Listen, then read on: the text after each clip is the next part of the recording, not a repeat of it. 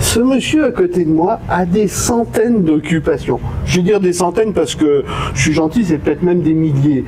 Pierre-Yves Duchesne, alors on peut dire qu'il a eu une école.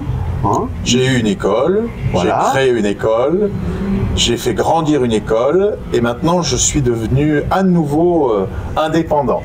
Voilà, mais il a aussi eu une carrière un petit peu de fantôme à un moment. De fantôme, un moment, des Misérables, un long moment. Tu as été misérable alors. J'ai été misérable à un moment à Mogador, j'ai été misérable aussi en Allemagne, à Dortmund, à Cologne, à Bonn, j'ai été My Fair Lady longtemps, j'ai été Hello Dolly longtemps, j'ai été plein de choses, oui, pendant 20 ans j'ai roulé ma bosse dans les théâtres de moyenne et grande importance pour des rôles en opérette, en comédie musicale et en opéra. Et voilà, et j'ai créé cette école il y a 18 ans. Et je n'étais plus remonté sur scène depuis 2010 et l'Opéra d'Avignon pour, je pense, si ce n'est pas un 4 jours à Paris, c'est un de la Canebière, je pense, avec Monsieur Dufaux qui était toujours directeur à l'époque.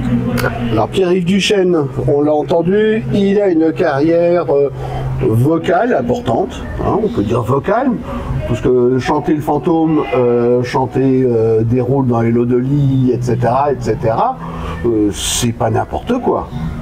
Ça demande une certaine technique, ça demande un certain savoir-faire au niveau du jeu, ça demande, voilà, mais je suis peut-être arrivé au bon moment, aux bons endroits, avec les bonnes personnes.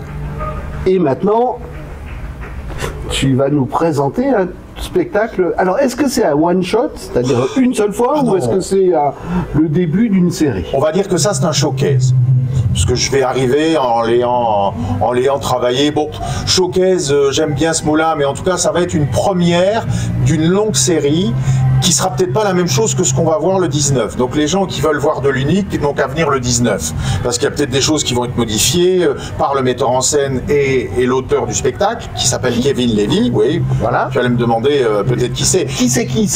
Oh, qui c'est Kevin, c'est comme mon fils spirituel. Je l'ai pris au berceau à l'âge de 16 ans. Il est venu dans mon école. Après, je l'ai formé. On a formé aussi un duo plein d'amour, plein d'amitié, aussi qui est devenu un trio et maintenant un quatuor avec son épouse et son bébé, qui est presque comme mon petit-fils d'ailleurs. Il chante le bébé. Le bébé écoute déjà les chanteurs et a déjà de la voix, je pense.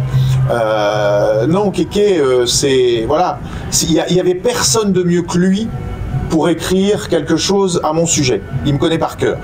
Donc il a écrit quelque chose, ça tient à peu près dans 1h10, qui relate des moments un peu clés dans ma carrière d'homme, ponctué par des tubes, parce que l'idée c'était quand même de chanter des chansons que tout le monde connaît, hein, parce que ça doit quand même être ludique, c'est pas un machin où on vient voir un vieil artiste s'épancher sur sa vie et son œuvre, c'est pas ça du tout. J'aurais voulu être un artiste. Ça je ne le fais pas, mais je fais autre chose de Starmania. Pourtant, hein, là je savais pas, je suis...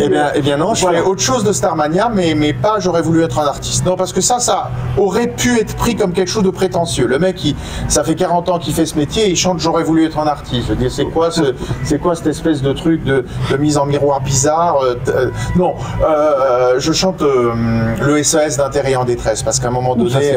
C'est pas facile. C'est très dur, et en plus je m'accompagne au piano. Et tu le montes aussi? Et je le monte, et je le joue, et surtout j'essaie d'exprimer quelque chose là-dedans. Parce que Plamondon, il a quand même été drôlement avant-gardiste. À l'époque où il a écrit ça, il ne savait pas que nous serions quelques milliards à être vraiment des terriens en détresse et à crier au secours. Parce que la planète, malgré tout, on l'a un peu pressée dans tous les sens, et c'est un peu ce que veut dire cette chanson. Donc je la réadapte à ma façon, avec mes petits doigts, mes vieux petits doigts, et vous allez voir. Tu nous as parlé tout à l'heure d'autres comédies musicales, mais Hello Dolly, c'est quand même une chanson qui est bien connu pour être interprété par des voix féminines. Absolument, sauf que dedans, il y a deux personnages. Ah, il y a plein d'autres personnages masculins magnifiques. Il y a Horace Van de Gelder, il y a Cornelius et Barnaby. Moi, j'ai eu la chance de chanter Cornelius dans la production de Bernard Brocard. Cornelius Hackel.